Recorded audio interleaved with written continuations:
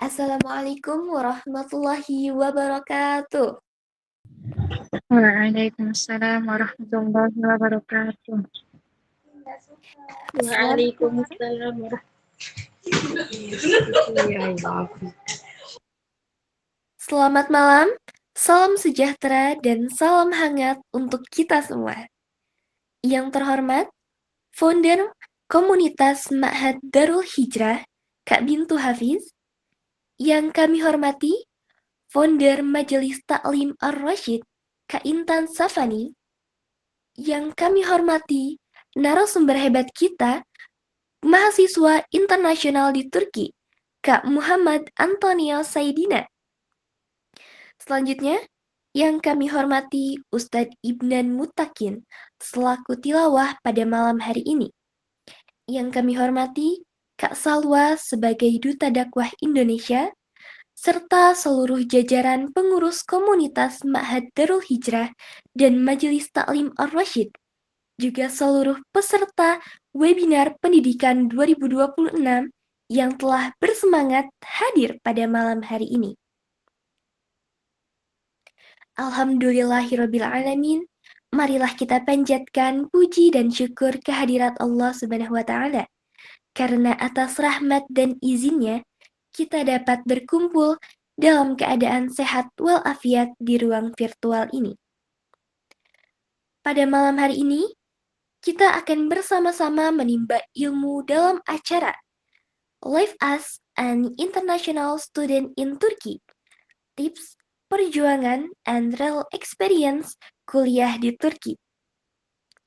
Semoga kegiatan ini dapat membuka wawasan, memperluas mimpi, serta menambah semangat kita semua dalam menuntut ilmu karena Allah.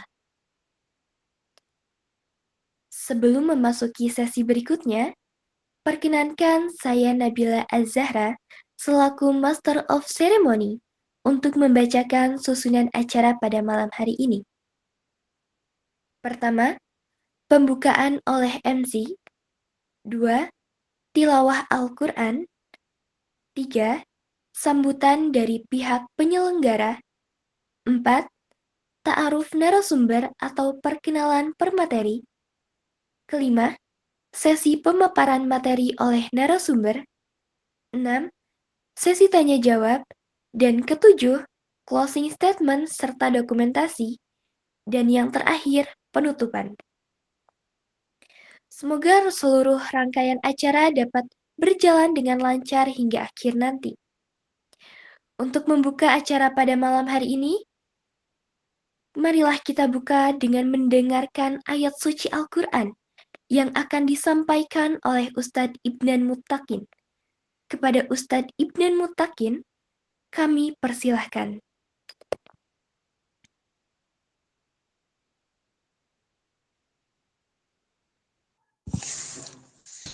Assalamualaikum warahmatullahi wabarakatuh.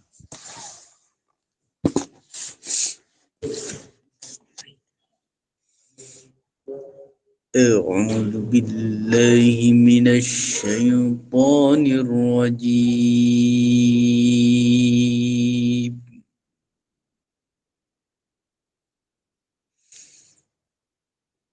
Bismillahirrahmanirrahim.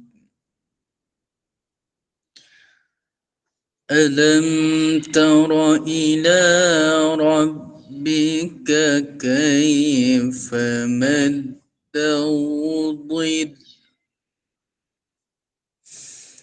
ولو شاء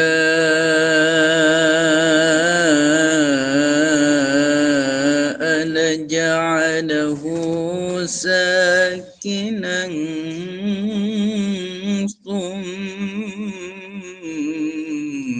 جعلنا الشمس عليه دليلا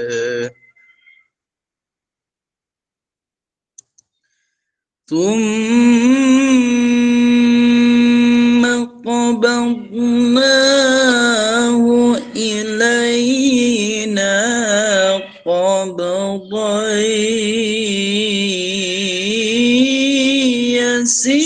يسيرا وهو الذي جعل لكم الليل لباسا والنوم سباتا وجعل النهار نشورا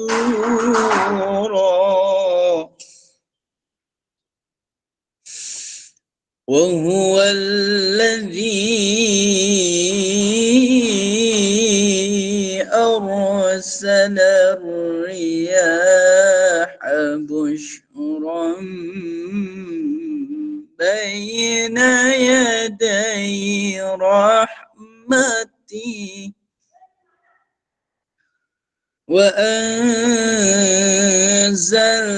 وأنزلنا من السماء ماء طهورا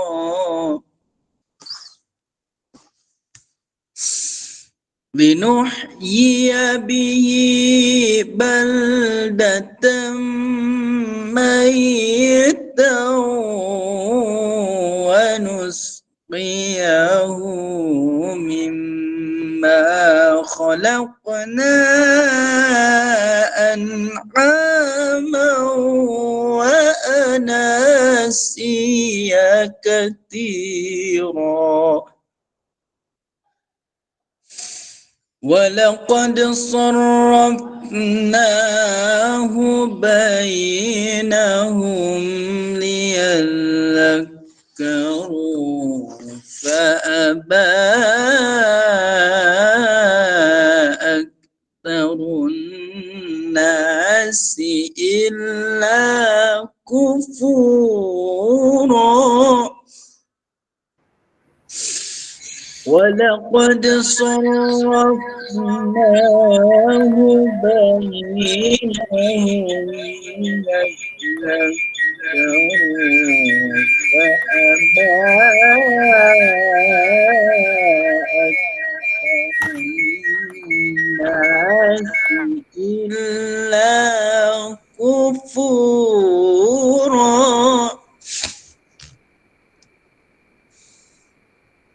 ولو شئنا لبعثنا في كل قرية نذيرا فلا تطع الكافرين وجاهدهم به جهادا كبيرا وهو الذي مرج البحرين هذا عذب فرات وهذا ملح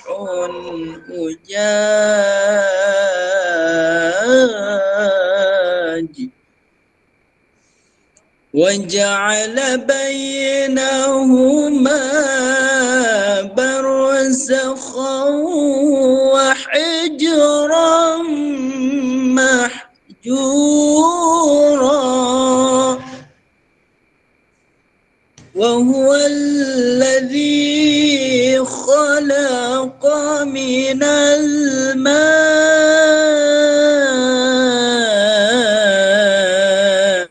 بشرا فجعله نسبا وصهرا وكان ربك قديرا صدق الله العظيم. akhirul kalam. Assalamualaikum warahmatullahi wabarakatuh. Waalaikumsalam warahmatullahi wabarakatuh.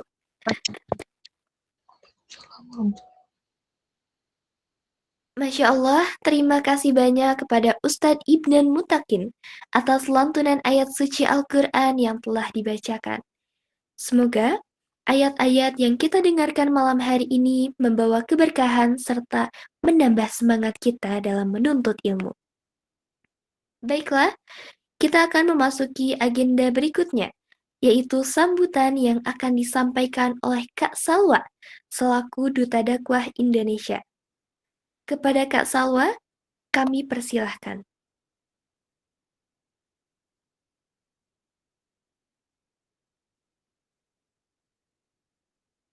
Afwan, teman-teman, suara saya kedengaran nggak? Kedengaran, Kak? Kedengeran, Kak. Bismillahirrahmanirrahim. Assalamualaikum warahmatullahi wabarakatuh. Waalaikumsalam warahmatullahi Waalaikumsalam. Waalaikumsalam warahmatullahi wabarakatuh.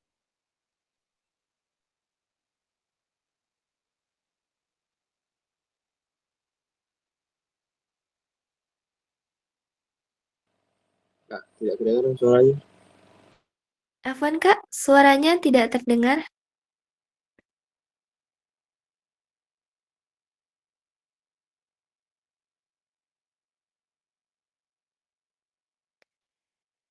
Afwan, Kak, masih belum terdengar suaranya, Kak.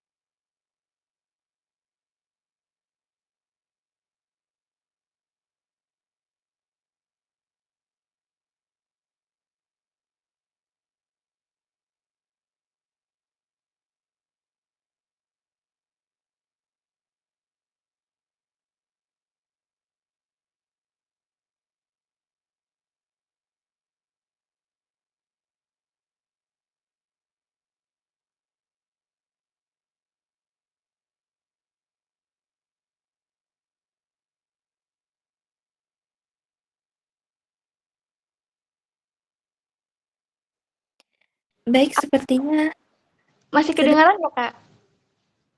sekarang sudah kedengaran, Kak? Afwan ya, Kak, sinyalnya jelek habis hujan. Iya, Kak, nggak apa-apa. Baik, bisa dilanjut, Kak? Kalau nggak kedengaran lagi, bilang ya, Kak, Afwan. Baik, Kak. Oke, bismillahirrahmanirrahim. Assalamualaikum warahmatullahi wabarakatuh. Waalaikumsalam warahmatullahi wabarakatuh. Bismillahirrahmanirrahim. Alhamdulillahirrabbilalamin. Wabihi nasta'in wala umuri dunya waddin wassalatu wassalamu ala asrofil anbiya'i wal mursalin wa ala alihi wa sahbihi ajmain amma ba'du. Segala puji bagi Allah Subhanahu wa taala yang memberikan kita nikmat sehat, nikmat iman, dan kesempatan kita pada malam ini yang dapat berkumpul dalam webinar yang insya Allah penuh manfaat ini. Salawat serta salam semoga selalu tercurah kepada junjungan kita Nabi Muhammad SAW, kepada keluarga, sahabat, dan seluruh umatnya hingga akhir zaman kelak. Pertama-tama yang saya hormati kepada narasumber kita, yaitu Kak Muhammad Antonio, selaku mahasiswa internasional University Turki, yang insya Allah malam ini akan berbagi pengalaman dan ilmu yang sangat berharga sekali. Dan yang saya hormati kepada Ustadz Ibnan Mutakin, selaku pembawa tilawah, dan kepada seluruh panitia Darul Hijrah dan Majelis Ar-Rasyid, dan tentunya para peserta webinar yang dirahmati oleh Allah Subhanahu wa Ta'ala. Perkenalkan, nama Ana Salwa Siti Az-Zahra. Saya Duta Dakwah Indonesia dari Provinsi Lampung, sekaligus mewakili KDI, yaitu Komunitas Dakwah Indonesia. Merupakan suatu kehormatan dapat menghadiri acara ini dan membersamai kalian di acara yang sangat inspiratif ini. Temanya yaitu menepati peluang beasiswa dan kehidupan studi di Timur Tengah dan Turki. Tema yang sangat menarik dan relevan ya teman-teman, karena khususnya bagi para pelajar dan mahasiswa di luar sana yang ingin punya cita-cita, punya impian dan melanjutkannya ke universitas pendidikan luar negeri, khususnya di Turki. Bahwa kita tahu bahwa perjalanan menuntut ilmu itu nggak selalu mudah, teman-teman. Karena kita ambil dari Kak Antonio ini, yaitu mahasiswa Turki, bahwasannya ada proses adaptasinya, ada proses bahasanya, budayanya, terus mentalnya, tantangan hidupnya. Tapi semoga melalui webinar ini kita semua bisa mendapatkan wawasan baru, wawasan tentang gambaran nyata tentang mahasiswa Turki internasional di sana, terus serta kita semakin semangat dalam mengejar cita-cita dan pendidikan yang lebih tinggi. Dan saya juga berharap acara ini tuh nggak hanya menjadi tempat berbagi pengalaman saja, tetapi juga menjadi langkah awal kita untuk generasi muda muslim yang berilmu, yang berani bermimpi, terus mampu memberikan manfaat untuk umat. Dan mungkin itu saja sambutan dari saya. Saya mewakili KDI mengucapkan syukron, banyak-banyak syukron kepada seluruh pihak yang telah mendukung terselenggaranya acara ini. Afwan sebesar-besarnya apabila terdapat kekurangan dalam penyambutan saya. Selamat mengikuti webinar teman-teman. Semoga acara ini berjalan dengan sukses, lancar, dan penuh keberkahan. Saya akhiri. Wabillahi taufiq wal hidayah. Wassalamualaikum warahmatullahi wabarakatuh. Waalaikumsalam warahmatullahi wabarakatuh. Terima kasih kami ucapkan kepada Kak Salwa atas sambutan serta motivasi yang telah diberikan. Semoga apa yang disampaikan dapat memberikan semangat dan inspirasi bagi kita dalam menuntut ilmu serta dalam meraih impian. Baik teman-teman, sebelum kita mulai ke acara inti, mari kita sambut pemateri luar biasa kita pada malam ini. Beliau adalah Kak Muhammad Antonio Saidina, atau yang akrab dikenal dengan Kak Neo. Kak Neo ini merupakan tahun 2024, dan saat ini beliau sedang menempuh studi S1 di jurusan International Trade and Logistics di Kastamonu University, Turki. Selain sibuk kuliah, Kak Neo juga mempunyai pengalaman mengajar dan menjadi mentor fikih serta hadis untuk siswa dan santri tingkat MTS atau MA, dan juga aktif membagikan pengalaman inspiratifnya sebagai mahasiswa internasional melalui konten-konten edukatif dan perjalanannya di Instagram @journey-with-neo. Langsung saja kita sambut, ini dia Kak Neo. Baiklah teman-teman, malam ini kita akan membahas tentang kehidupan mahasiswa internasional di Turki. Mulai dari proses adaptasi, pengalaman, budaya, hingga peluang beasiswa dan studi luar negeri. Tanpa berlama-lama, kepada Kak Muhammad Antonio Saidina, kami persilahkan. Baik, bismillahirrahmanirrahim. Assalamualaikum warahmatullahi wabarakatuh. Waalaikumsalam. Halo, selamat malam teman-teman yang semua yang ada di Zoom meeting ini. Gimana kabarnya nih? Semoga semuanya dalam keadaan sehat dan yang paling penting masih punya semangat membara buat ngejar mimpi kuliah ke luar negeri. Nah, aku sangat senang sekali bisa bergabung dan bisa ikut serta dalam partisipasi di acara Milad Darul Hijrah yang ketiga dan Majelis Taklim Rasyid yang keempat. Dan terima kasih juga kepada MC yang telah memberikan aku waktu untuk menyampaikan materi ini, dan juga kepada Ustadz Ibnan Mutakin yang tadi telah membacakan Al-Quran. Masya Allah kali, karena dengan ketika Ustadz Ibnan Mutakin ini membaca Al-Quran, hati aku itu seperti di Indonesia, karena di Turki ini yang membaca Al-Quran seperti itu sangat jarang ya. Dan di sini aku nggak mau ngomong seperti radio yang rusak yang satu arah. Di sini aku pengen kenalan sama yang ada di sini, yaitu boleh dong kalian tulis di kolom chat dari mana kalangan kalian, dari SMA kah, dari yang udah kuliah di Indo kah, atau yang SMA di Indo kah, dan juga asal daerah kalian. Yuk, silakan di chat kolom komentar.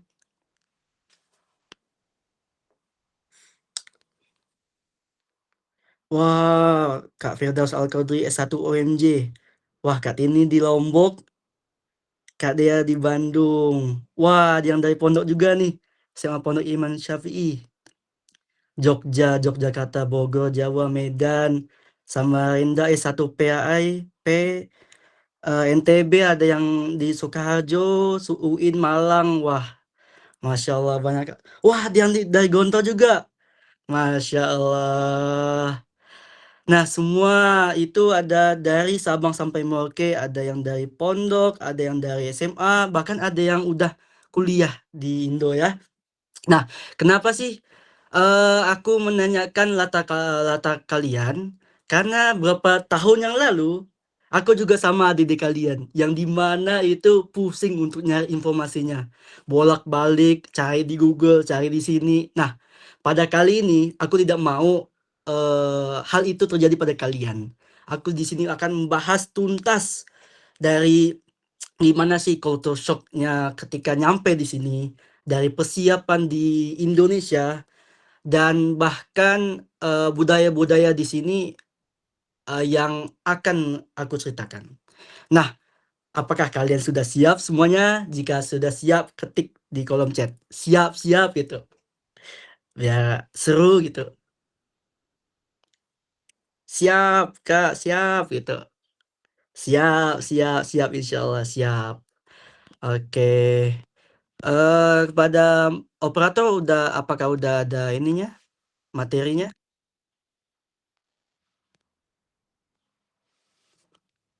Siap, insya Allah siap, Kak. Oke. Nah, bismillah, mari kita mulai ke slide yang kedua, Kak.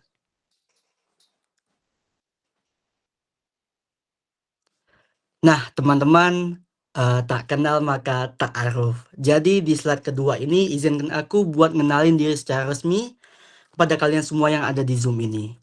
Nama lengkapku yaitu Muhammad Antonio Sedina, tapi kalian semua bisa panggil aku Neo. Aku asal dari Pontianak, Kalimantan Barat. Mungkin di sini ada yang satu daerah sama aku, boleh tunjuk tangan atau gimana gitu kan? Biar seru. Nah, bisa kalian lihat di layar, latar belakangku sebelum berangkat ke Turki, ini adalah seorang alumni pondok Modern Darussalam Gontor tahun 2024. Nah, buat teman-teman santri yang tadi udah absen di kolom chat, kita satu letting atau satu alma mater nih. Jadi kalian gak usah ragu kalau anak pondok aja bisa ke Turki. Kalian semua yang ada di Zoom ini juga pasti bisa dong. Gak mungkin, ya pasti bisa insya Allah. Dengan usaha dan berdoa. Nah, setelah lulus dari pondok tahun 2024, aku sempat ngabdi setahun. Dan pada tahun 2025, aku resmi untuk berangkat ke Turki. Dan sekarang lagi menempuh perjalanan kelas bahasa Turki. Jadi di sini itu wajib kelas bahasa Turki selama 1 tahun. Ketika kalian mengambil jurusan yang dia full bahasa Turki. Dan ada juga ketika kalian ngambil yang full Inggris, Di beberapa kampus itu ada juga yang harus mewajibkan kelas bahasa Turki untuk mendapatkan sertifikat itu. Nah, itu setahun dan sekarang alhamdulillah sudah 9 bulan aku di sini. Insya Allah 1 bulan lagi udah selesai kelas bahasanya dan akan memulai S1 di Turki ini, di Kastamonu. Dan aku mengambil S1 Perdagangan Internasional Logistik di Kastamonu University. Dan sedikit cerita, aku juga ketika di Turki melaksanakan atau membagikan cerita sebagai konten kreator tentang kehidupan dan budaya di Turki ini. Aktif membagikan pengalaman sebagai mahasiswa internasional. Ya, karena gimana ya? Di sini juga aku tulis, kenapa why I share my journey? Kenapa sih aku membagikan perjalanan aku? Nah, salah satunya itu adalah karena aku ingin membantu calon mahasiswa Indonesia agar lebih siap dan nggak terlalu kaget menghadapi kehidupan di luar negeri, khususnya di Turki. Karena kenapa? Banyak calon mahasiswa yang banyak teman-temanku ini atau kakak tingkat, ketika dia udah 2 tahun 3 tahun di Turki, akhirnya dia meninggalkan Turki ini, meninggalkan kampusnya. Karena apa? Karena banyak yang mengalami culture shock, yang tidak siap dengan budaya-budaya sini, dengan kultur yang di sini, dengan musimnya, dan banyak itu. Makanya di sini aku tidak mau hal itu terjadi pada calon mahasiswa yang akan ke Turki ini. Next Kak, boleh ini lanjut?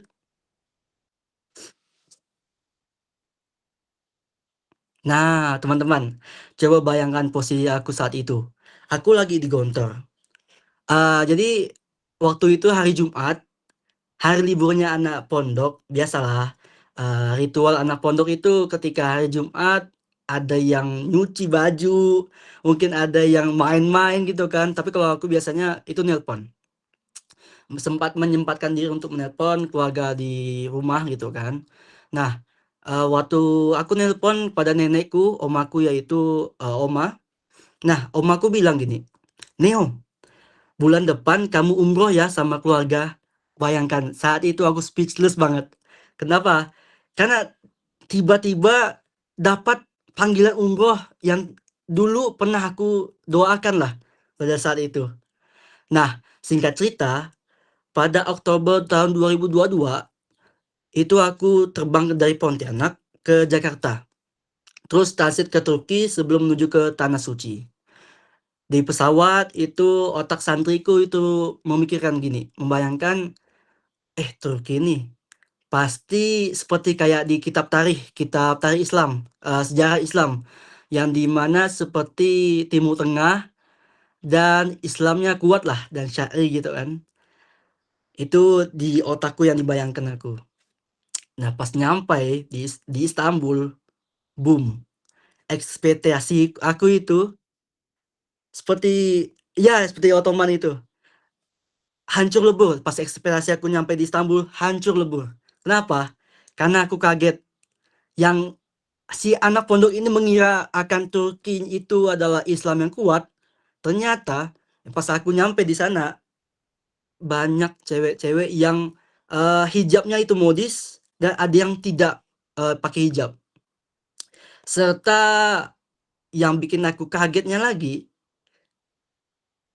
faktanya itu ketika faktanya di Turki itu 43% itu salah satu perokok terbesar di dunia. 43% itu perokok aktif, dan di mana ketika aku lihat bahkan di kafe-kafe itu ada yang ngobrol, ada yang baca buku, main HP sambil selip-selip rokok gitu kan. Nah, itu yang tidak pernah aku bayangkan ketika di Turki itu. Dan tapi anehnya di tengah semua rasa kaget itu, aku jatuh cinta kepada Turki ini. Aku suka udara dinginnya, pemandangan yang adem, dan orangnya itu tegas, tapi dia ramah, sering tanya-tanya, dan ya ramah lah gitu. Nah, makanya ada di salah satu foto di sini yang aku tunjukkan ini, itu aku tuliskan, semoga suatu saat bisa kesini lagi. Aku tidak tahu kalau ternyata semesta dan Allah mendengar doa itu dengan cara yang luar biasa. Aku bukan cuma datang di sini sebagai turis atau sebagai liburan, tapi aku di sini diizinkan oleh Allah buat tinggal dan belajar di sini. Maka dari itu, ketika kalian posting suatu postingan dan di caption itu berdoa, itu jangan diremehkan. Karena siapa tahu ketika kalian posting, ada yang lihat itu mengaminkan doa-doa kalian. Nah, seperti itu ya, teman-teman. Lanjut, Kak, next.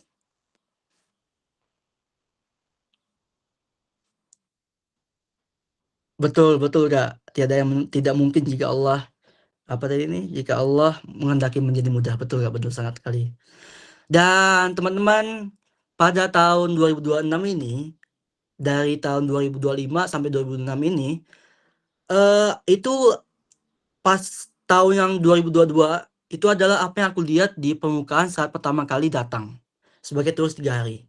Tapi setelah tahun 2025 sampai 2026 ini, aku mendapatkan pandanganku itu berubah total. Kenapa? Ternyata Turki itu tidak sesekuler yang aku bayangkan dan di media sosial yang ditulis itu.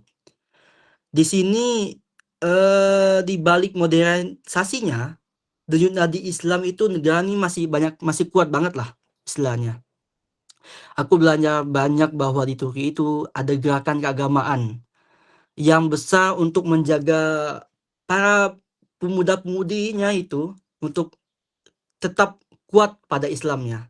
Nah, bisa kalian temukan nanti di Turki ini ada 2 gerakan, yaitu Sulaimania atau Jemaah Sulaimania dan Risalah Nur.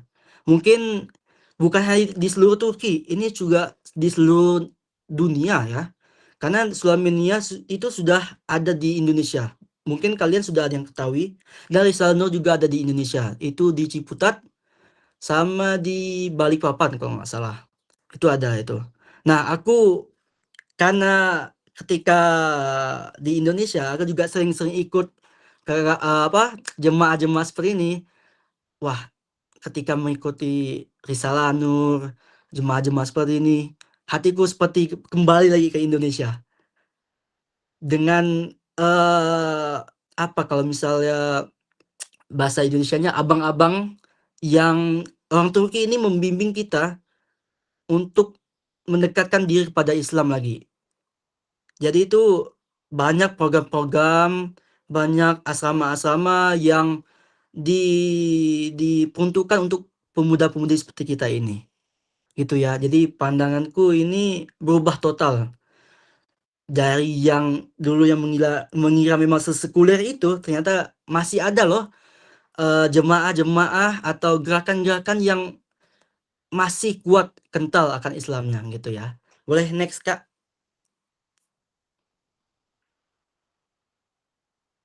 Nah, teman-teman, setelah doa aku di tahun 2022 dikabulkan, tahun 2025 kemarin akhirnya aku resmi berangkat ke Turki untuk kuliah.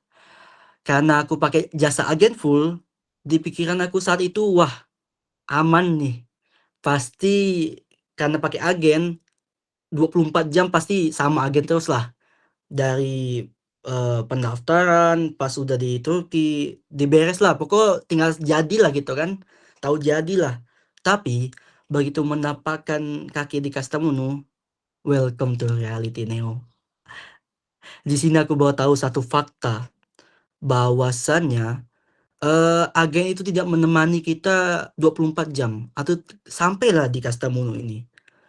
Tapi ternyata agen itu mendelegasikan pihak-pihak atau orang lokal atau mahasiswa lokal Indonesia untuk menemani kita, untuk mengurus kita-kita ini. Jadi ada rasa canggung lah di awal gitu kan kepada kakak-kakak mahasiswa senior yang ada di sana, gitu kan. Jadi ada salah satu momen paling epic adalah saat pertama kali aku harus belanja ke market di Kastamonu. Aku belum bisa bahasa Turki gitu kan. Pas aku mau bayar di kasir, si kasirnya ini ngomong panjang lebar, apalah katanya.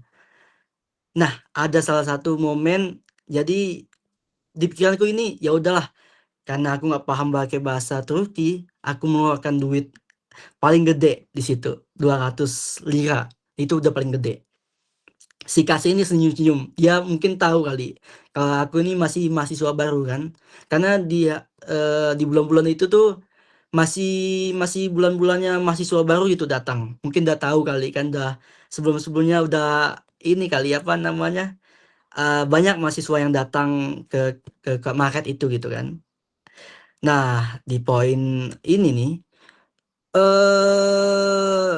para mahasiswa di sini diajarkan buat di sini ketika di Turki itu yang paling struggle adalah bahasanya. Jadi ketika bahasa kalian sebelum di Indonesia itu nggak ada atau kosong lah, kita nggak ngerti bahasanya, itu akan susah teman-teman. Akan nanti di slide berikutnya akan aku kasih tahu gimana agar bertahan lah ketika udah nyampe di Turki ini. Dan salah satu lagi yaitu ketika di Turki ini atau di kampus itu ada namanya Dewan Seslek teman-teman. Nah, di Indonesia mungkin perkuliahannya itu bisa titip absen ya teman-teman. Nah, kalau di Turki ini tidak. Dia memakai sistem, ada yang di sini di beberapa kampus ada yang memakai sidik jari dan ada juga yang pakai sama gurunya, sama dosennya untuk absennya. Jadi dipegang sama apa dosennya gitu. Nah, jadi jangan sampai meremehkan ketika di Turki ini tentang Dewan Seslinik.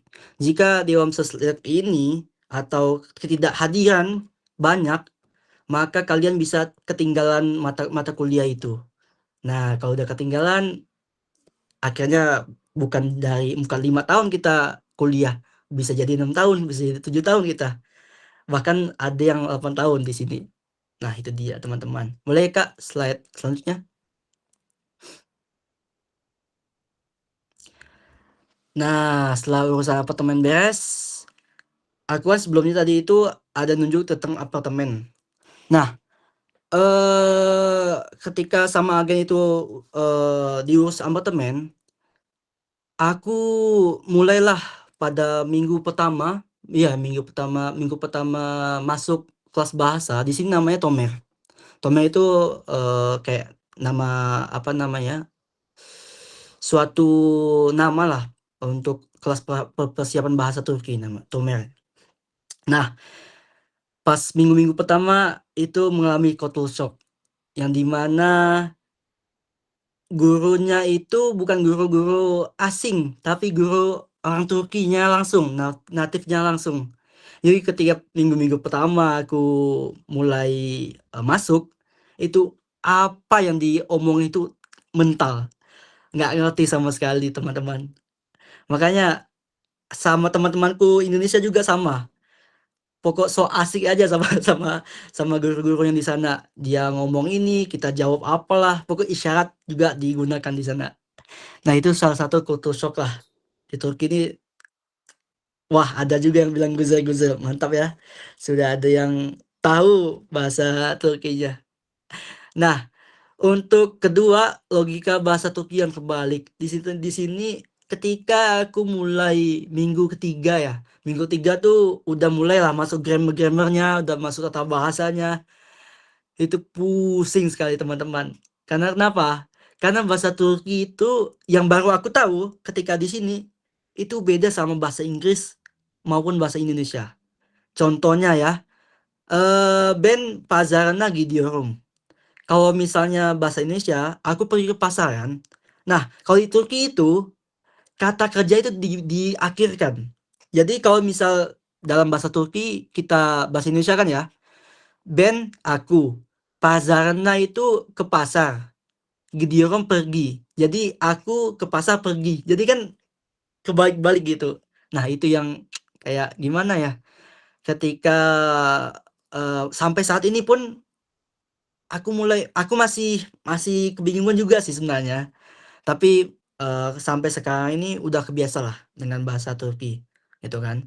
Dan ketika di Tomnya juga itu kita disatukan sama teman-teman yang multikultural, miniatur dunia lah bisa disebut. Jadi satu kelas bareng anak Yaman, Somali, Kazakhstan, Uzbekistan, Turkmenistan, Maroko, sampai Filipina.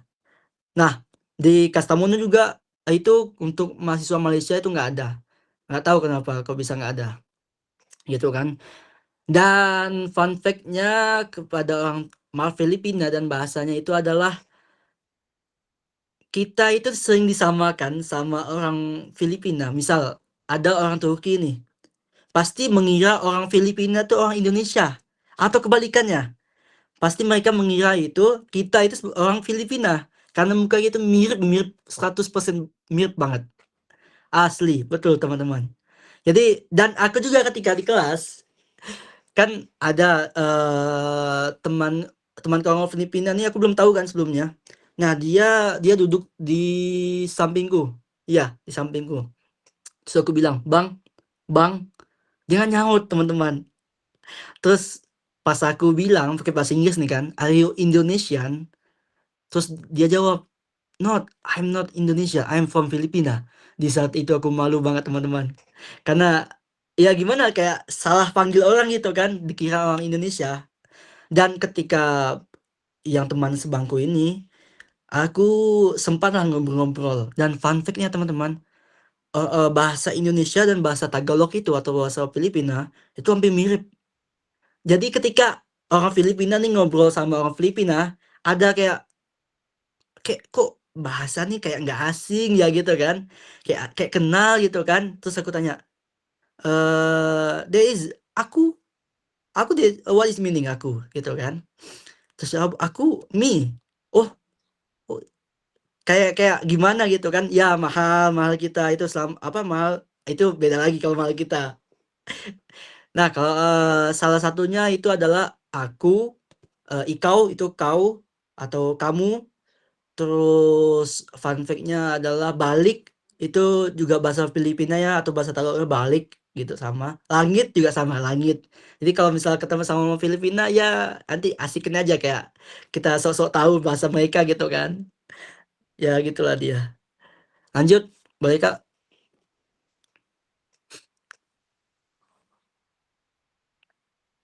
Nah, mulai nih teman-teman masuk ke budaya orang-orang Turki. Jadi ketika aku datang di Kastamonu ini juga ada salah satu yang bikin unik. Mereka ini bensinnya, kalau kalian sadar bensinnya orang Turki itu chai. Apa itu chai? Itu teh tradisional mereka. Jadi mereka setiap pagi, sore, malam, mau di mana-mana pun, mau di kantor, mau di bank, mau di tempat guru, itu ngeteh terus, ngeteh aja. Sampai aku bilang, "Nih orang pasti isi perutnya teh nih, nggak ada air putih kayaknya ya." Nah, dan juga waktu di Kastamonu atau di Turki ini, ada salah satu unik lagi, yaitu ketika mereka kumpul di satu meja gitu kan, mereka ini ngobrolnya itu seperti kalau di Indonesia seperti orang Medan, mungkin ada orang Medan sini, dia omongannya tuh tegas, pokok mimiknya tuh kayak orang serius, dan juga tangannya tuh gini-gini lah. Pasti gini aja yang gini, pokoknya kayak orang berantem gitu kan. Di pikiranku kayak nih pas bentar lagi ada orang yang kayak jotos nih, ada yang mau berkelahi nih kayak sepertinya gitu kan. Ternyata pas chai-nya atau tehnya tuh habis, mereka kan pulang nih. Itu pelukan lagi, ketawa-tawa lagi, dan di situ aku tersadar bahwasannya di Turki itu memang budaya ngomong mereka itu seperti itu. Dia nggak mau kayak, pokoknya suka kali berdebat lah. Bahkan di jalan-jalan tuh malam itu suka banget berdebat. Itu nggak tahu lah kenapa mereka gitu kan. Tapi kalau misalnya ketika kalian ada suatu permasalahan sama orang Turki nih, misal sama orang Turkinya itu masalah sepele lah, itu jangan ditanggapi teman-teman. Karena ketika ditanggepin, orang Turki bahkan terus berdebat terus. Nggak akan kalah kita sama orang Turki. Karena orang Turki dia nggak mau kalah dia orangnya. Kecuali orang mungkin yang ada yang sabar mungkin lah gitu kan. Tapi memang kebanyakan kayak gitu. Jadi kalau misalnya masalah sepele nggak usah ditanggepin. Tapi jika kalian benar, misal kalian lagi ngurus di suatu notaris kan atau ngurus kampus gitu kan berkas-berkas dokumen.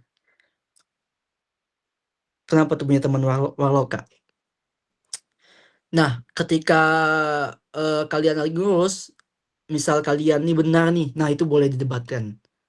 Mungkin minta orang lain yang bisa gitu kan untuk debatnya biar kalian nih memang karena benar ya udah gaskan lah gitu kan. Dan jangan baperan kalau sama orang Turki, memang orang Turki itu memang gitu. Tapi waktu gini, ada salah satu waktu kita balik lagi kan ke 2022. Itu waktu aku umroh, maksudnya plus ke Turki, itu aku kena scam. Jadi gimana? Bukan kena scamnya gini. Ketika scamnya beli jaket sampai 7 juta. Nah itu gimana ceritanya? Jadi cerita gini. Ketika aku nyampe, jadi kan kita kan turis kan, wisatawan. Nah kita dibawa sama tour guide-nya itu ke salah satu toko jaket. Di situ kami diajak fashion show lah segala macam lah. Udah fashion show selesai, ke atas lah kami, ke atas buat diliatin jaket-jaket yang bagus itu kan. Nah, ketika kami mulai nanya, kan kita dilihatkan lah. Kita nanya lah pasti kan. Kita nanya, udah nanya terus, nanya mereka jawab, nanya terus, udah sampai setengah jam. Kami nih kayak udah capek gitu kan. Kami lah udah capek, pengen keluar, pengen nggak jadi lah istilahnya mau beli kan cuma nanya-nanya doang. Tapi akhirnya mereka nih kayak marah gitu kan. Nah, pas mereka kayak marah, kan tau lah kan orang Turki kayak berantem gitu kan, suka-suka berantem gitu kan. Nah, ketika gitu kita tanyalah harganya berapa kan. Pada saat itu berapa ya? Dia menunjukkan pakai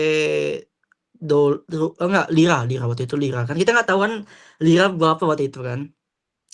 Udah itu kita inilah bilang nggak jadi, mohon maaf kan pakai bahasa Inggris kan. Nggak jadi maaf. Terus dia langsung marah kayak mana segala macam. Akhirnya karena kita nggak tahu ya kalau kami sebagai orang Indonesia, bukan sebagai orang Indonesia, kami itu ada rasa nggak enak hati gitu kan untuk nggak beli.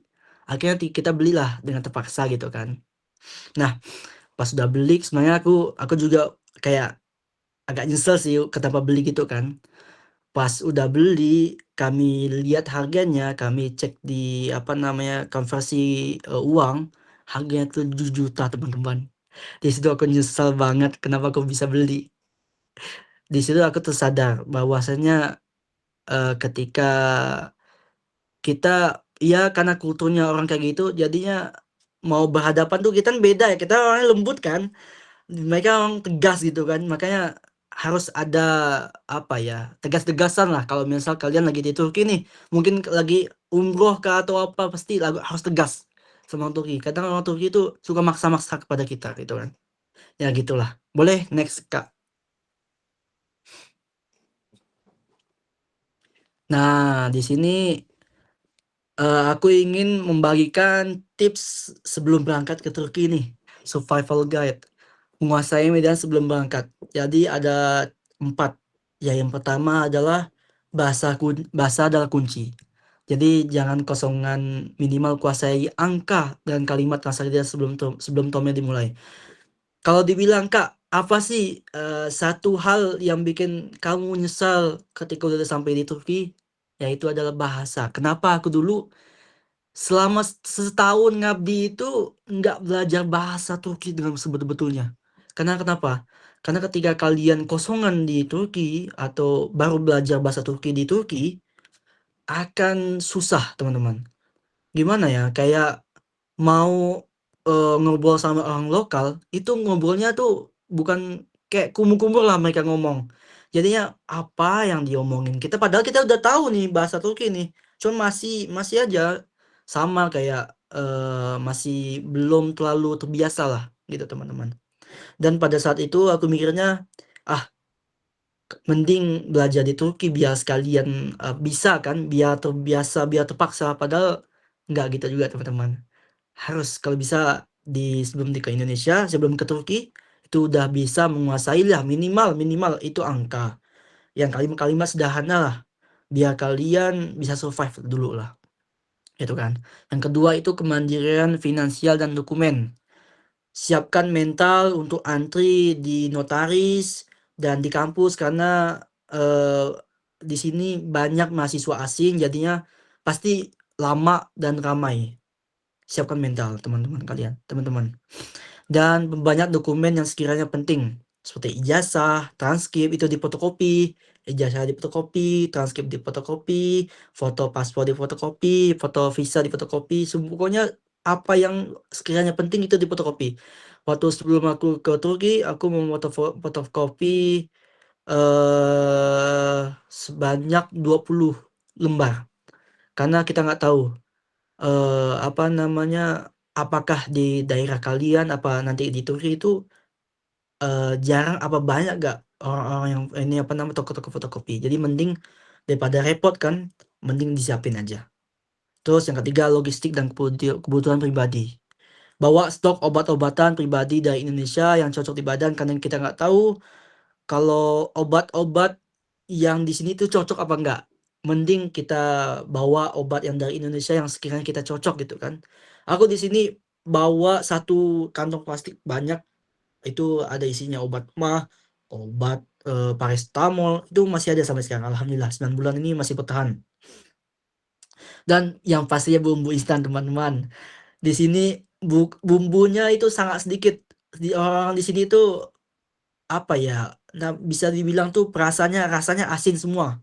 Mau itu kebab yang mungkin kalian tahu, kebab apa kayak doner itu asin semua teman-teman.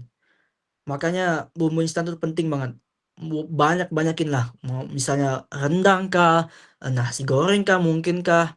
Nah, kalau misalnya untuk Indomie, misalnya Indomie itu gimana sih? Kalau Indomie mending bawa bumbunya aja. Karena di sini banyak mie gitulah. Tapi kalau mau nggak bawa Indomie juga nggak apa, karena di sini juga dijual Indomie. Tapi mahal. Mahal Indomie di sini.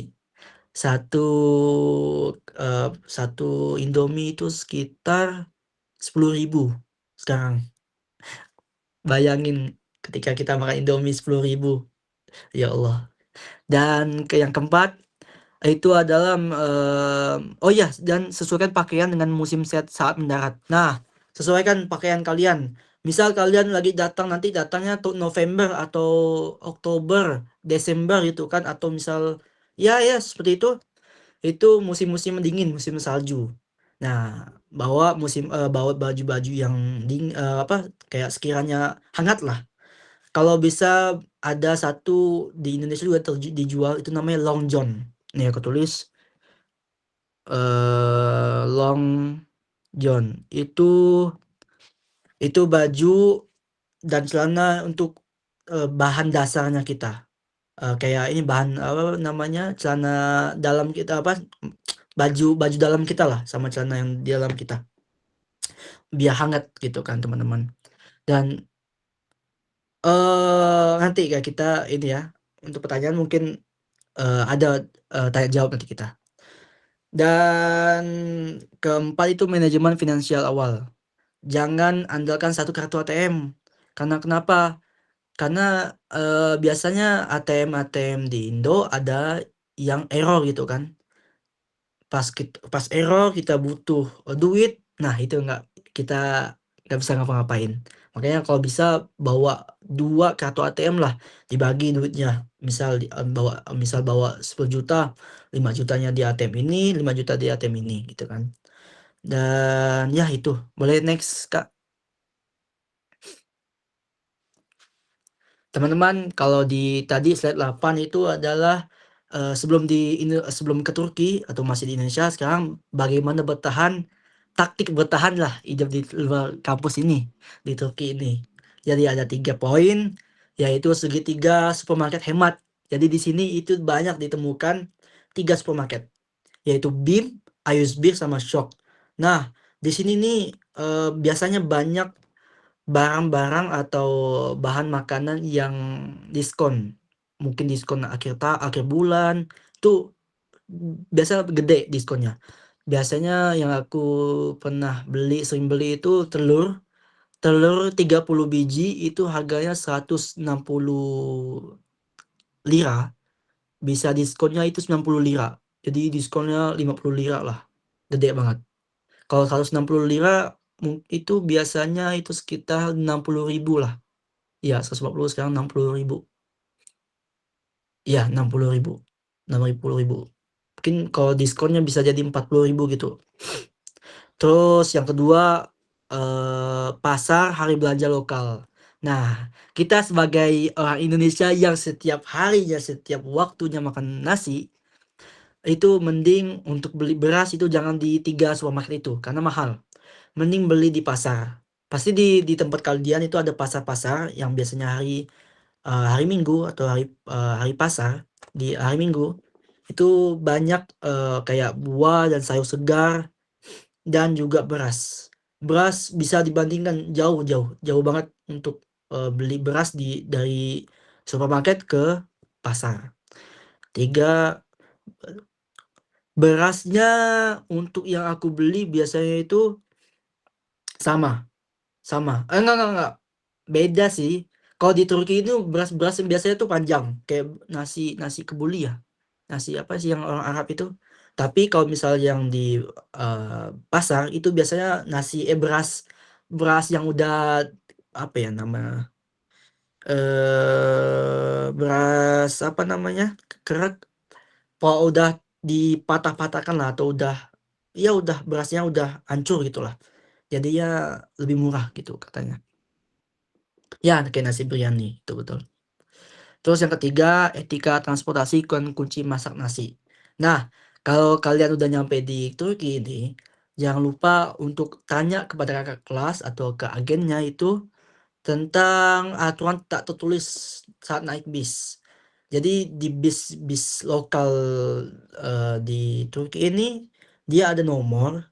Terus ada nomor misal nomor 1, 2, 3 dan biasa ada tempat, daerah-daerah yang akan dilewati. Nah, itu kalian bisa tanya ke kakak kelas gitu atau ke agen, ini gimana cara nanti ketika mau ke kampus itu nomor berapa, lewat gimana segala macam. Dan jika biasa di bis ini, itu setiap paginya pasti ramai dan sesak. Nah, itu ketika kalian masuk bisa minta tolong kepada yang lagi samping kita itu buat minta kartu kita, bayar ke supir. Jadi kalau di sana itu bisa pakai 2, tap kartu sama pakai, uang. Tapi lebih simpel pakai kartu. Jadi kita minta tolong ke samping kita buat kedepanin kartu kita buat di-tap gitu.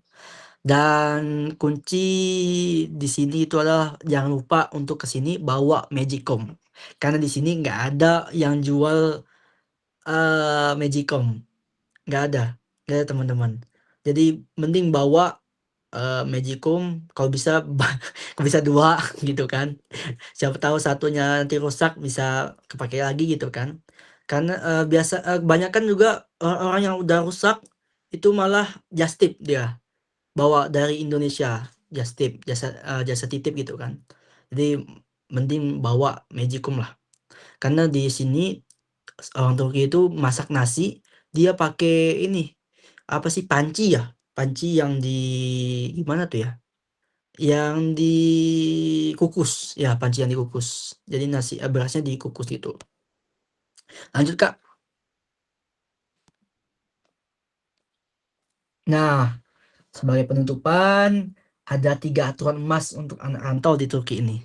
Ini yang aku rangkum lah, yang aku pelajari lah selama 9 bulan ini. Yang pertama adalah sistem nilai kuliah. Kalau di Turki ini ada namanya vize atau UTS dan final itu UAS. Jadi kalau di kuliah di Indonesia kan dia memang tetap ada UTS sama UAS, tapi masih dibantu sama pekerjaan-pekerjaan rumah gitu kan. Nah, kalau di Turki itu tidak ada sama sekali pekerjaan rumah. Dia untuk nilai IPK-nya itu dibantu dengan UTS sama UAS. Biasa banyak mahasiswa di sini itu meremehkan UAS. Iya UTS, meremehkan UTS. Kalau nilai UTS kalian itu anjlok, maka kalian ketika UAS, ujian akhir semester, itu akan berdarah-darah untuk menaikkan nilai. Jika UTS yang bagus, nah bisa nyantai-nyantai ketika UAS nanti, gitu. Jangan sampai lengah di awal gitu Kak, teman-teman. Terus yang kedua itu taktik asuransi dan kesehatan Sigorta. Pastikan asuransi kesehatan aktif sejak bulan pertama agar tidak boncos ratusan lira jika mendadak harus ke rumah sakit. Di sini itu pasti ketika kalian untuk membuat kayak KTP-nya orang Turki, itu udah ada Sigorta. Namanya Sigorta, surat asuransi. Nah, pastikan itu aktif karena di Turki ini ketika kalian ke rumah sakit, itu tetap bayar, tapi didiskonkan gitu kan. Di sini tuh masya Allah banget lah, pasti semuanya kalau kalian bilang kalian mahasiswa, itu semuanya bisa didiskonkan. Kerennya di sini tuh pasti gitu.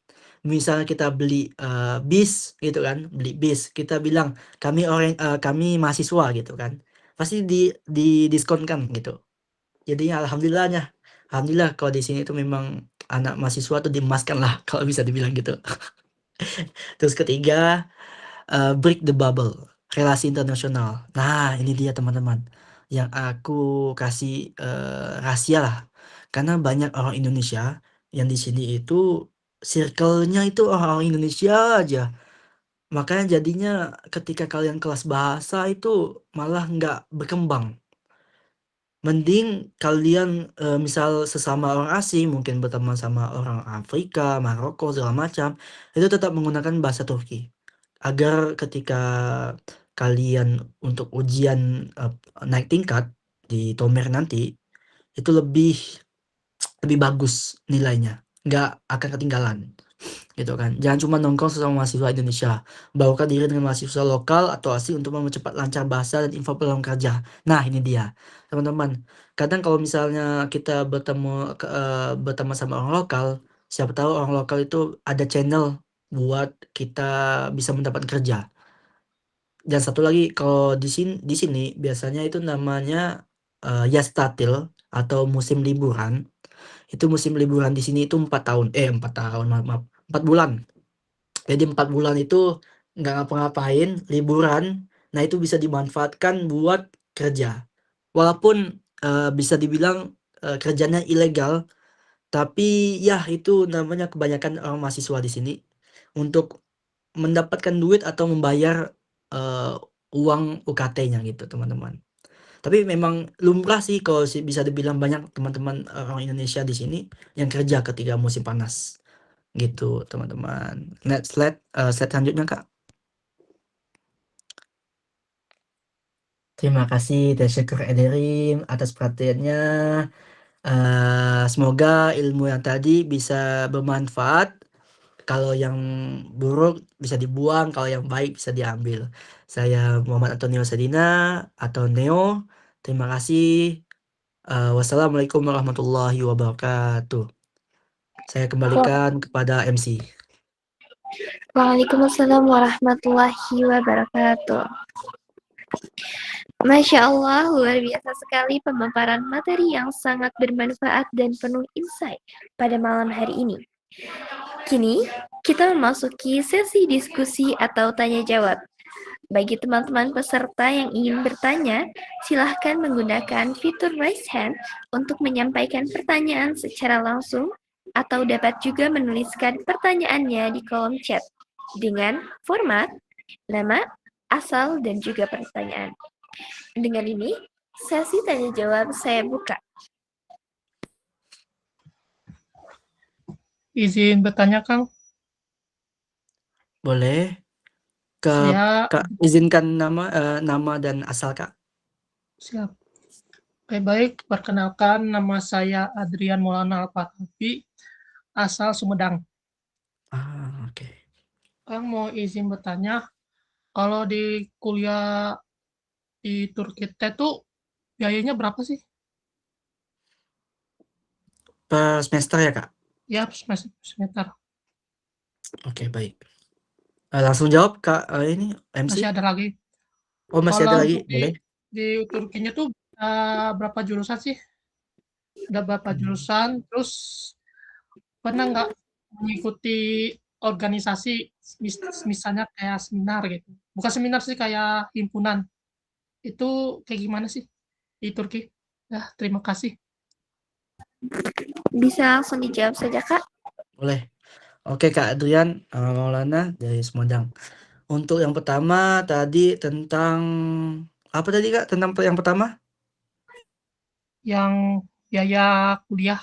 Biaya kuliah. Untuk biaya kuliah aku alhamdulillah di sini satu semesternya itu 6 juta. Aku ngambil jurusan Perdagangan Internasional Logistik itu masuk ke ilmu administrasi. Itu 6 juta, jadi kalau bisa 1 tahun bisa 12 juta. Alhamdulillah lebih murah daripada di Indonesia. Dan juga yang untuk yang kedua itu tadi organisasi ya? Atau berapa berapa Ya jurusan? ini kan yang himpunan misalnya yang akan mengikuti gitu. Oke. Kalau di Turki sebenarnya ada himpunan orang lokal dan juga ada yang himpunan khusus orang PPI atau yang di Indonesia, yang orang Indonesia. Jadi kalau aku kemarin ikut PPI, jadi Perhimpunan Pelajar Indonesia di Turki itu di setiap daerah pasti ada. Dan juga salah satu untuk mendapat relasi kita di teman-teman Indonesia. Tapi kalau misal untuk kayak perhimpunan atau organisasi orang Turkinya itu aku belum. Karena masih fokus buat lancarin bahasa dulu. Kalau misal nanti udah selesai lancarin bahasa, baru ikut himpunan-himpunan yang lokal. Gitu, Kak. Terus ada lagi kan yang misalnya tuh itu tuh kayak misalnya kan itu nama universitas apa Kang yang di daerah Turki itu? Kalau aku sekarang itu Kastamonu. Kastamonu. Iya.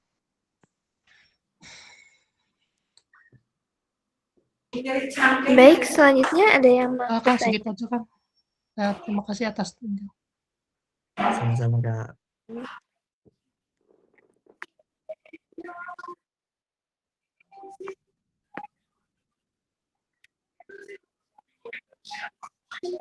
Ini ada yang dari chat, Kak. Baik, sebentar, Kak. Ini ada yang bertanya, apakah di Turki itu ada beasiswa full scholarship, Kak? Oke, baik untuk Kak Suci ya. Ada namanya YTB, Turki Burslar atau Turki Scholarship.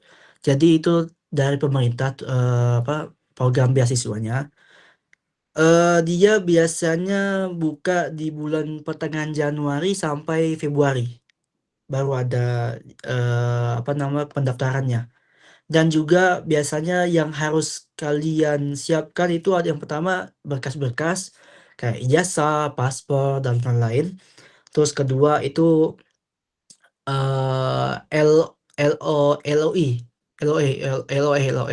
itu letter of intent. Jadi itu adalah surat yang dimana kalian ditulis di situ untuk motivasi mengapa kalian ikut scholarship atau beasiswa ini dan juga kedepannya gimana sih gitu kayak motivasi gitulah untuk suratnya gitu, Kak. Untuk aku kemarin mau daftar cuman qadarallahnya karena aku masih ngabdi dan di peraturan ngabdi itu di sekolahku yang di Gontor ini ketika masih ngabdi itu nggak boleh buat ngambil beasiswa, jadi aku nggak ngambil qadarallahnya. Tapi untuk ITB untuk beasiswa ini di S1 itu sebenarnya bisa kalian dapatkan, tapi sebenarnya kalau realistis yang aku tahu itu susah teman-teman dibandingkan kalian apply ketika S2. Karena S1 itu banyak ketat, banyak yang daftar dan banyak teman-temanku yang gagal dalam berkas-berkasnya, belum sempat wawancara, dan itu udah gagal. Tapi ketika ada temanku juga dia S2 itu dapat scholarship ini atau beasiswa ini. Jadi lebih banyak peluang buat S2, tapi tidak memungkinkan buat S1 itu juga dapat, teman-teman. Oke, baik Kak. Sebelumnya, kalau untuk sesi tanya jawab ini dibatas pertanyaannya atau gimana Kak? Terserah MC gimana ininya. Apakah sampai jam berapa gitu? Aku bebas aja. Baik, mungkin kita akan ambil beberapa pertanyaan lagi ya Kak. Ini ada dari Kak Intan Salsabila. Kak, kalau sudah daftar di sana, berapa lama keluar pengumumannya? Baik Kak. Oke, baik. Terima kasih Kak Intan. Jadi setiap univ itu berbeda-beda, teman-teman. Ada yang mulai sekarang tanggal pendaftarannya, dan biasanya diumumin itu di dekat-dekat itu. Biasanya Juni, bisa dari 1 Juni sampai 14 Juni pendaftarannya. Biasa diumuminnya itu Juli. Jadi satu bulan ke depan. Gitu teman-teman. Dan yang aku baru tahu untuk yang udah dibuka pendaftarannya ada 3 univ yang baru aku tahu ini. Kastamonu sekarang lagi buka, Barton lagi buka, dan tadi kemarin itu apa ya? Banderma University itu udah buka. Boleh nanti kalian cari di Google. Ya, aku tulis Barton. Bentar. Barton, terus Kastamonu, dan Banderma. Ini yang baru buka. Biasanya baru sebulan ke depan baru diumuminnya. Gitu. Oke Kak, ini ada pertanyaan lagi dari Kak Dea. Apa tempat kakak kuliah di sana lokasinya dekat sama tempat sejarah? Oke, terima kasih Kak Dea. Untuk lokasi tempat sejarah banyak banget di Kastamonu ini. Salah satunya tempat sejarahnya Syekh Syakban yang dikenal dengan air zam-zamnya orang Turki. Ada cerita tentang banyak sejarah lah. Kalau juga salah satunya juga di sini ada tentang cerita yang itu gerakan besar itu di Risalah Nur, Said Nursi. Mungkin kalian tahu kali novel Api Tauhid. Nah, itu tuh tokohnya itu yang membuat gerakan atau yang founder pergerakan Risalah Nur. Nah, di sini juga banyak tempat sejarah. Gitu. Lanjut Kak. Baik Kak, mungkin sudah cukup ya, karena tadi juga kita sudah mendengarkan penjelasan dari Kak Neo yang sangat detail sekali, kemudian ditambahkan dari Kak Adrian, Kak Dea, dan lain-lain.